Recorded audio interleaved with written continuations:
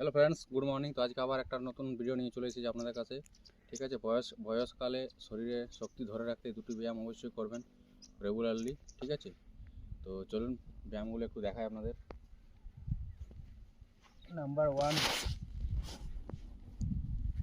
এই পজিশনে থাকবেন,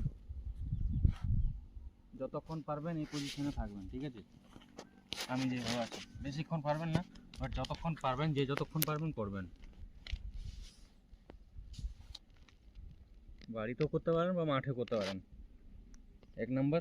2 নম্বর এক্সারসাইজ হচ্ছে এই পজিশন নেবেন, 1 2 3 4 5 6 7 8 9 10।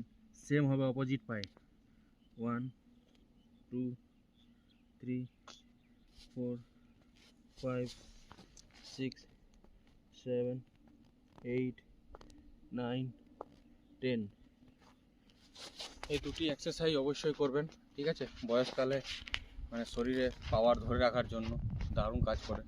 ঠিক আছে, আর ভালো ভালো হেলথ টিপসের জন্য আমার পেজটাকে অবশ্যই লাইক কমেন্ট শেয়ার করবেন, পাশে থাকবেন।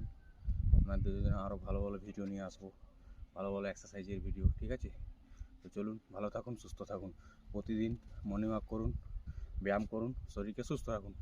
টাটা।